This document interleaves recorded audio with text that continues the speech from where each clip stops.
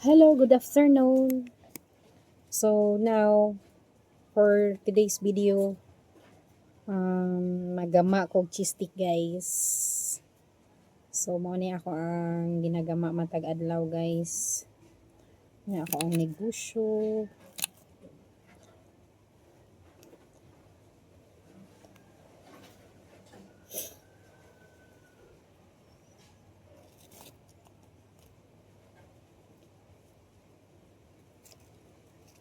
Sayo na rin kay gamon guys. Tangaran ni mo cheese stick ang wrapper.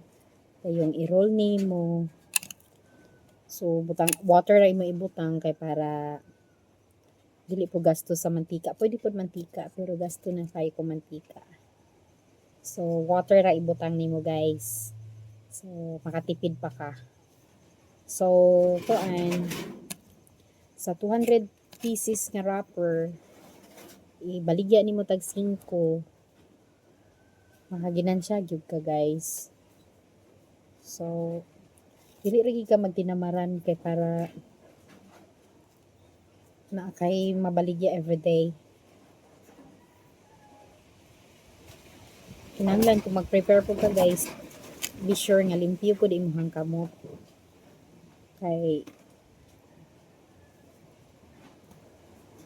mas mabilis kung clean ang imong kamot kaysa itong pustol-pustol pa imong kamot guys. Dugay kay kamahuman.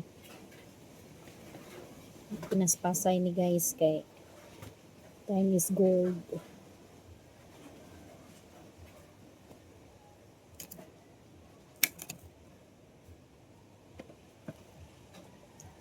So muna guys, ako ang finished product na kana siya guys. So now bisan kapoy na guys itong life. So padayon ta sa atong negosyo guys.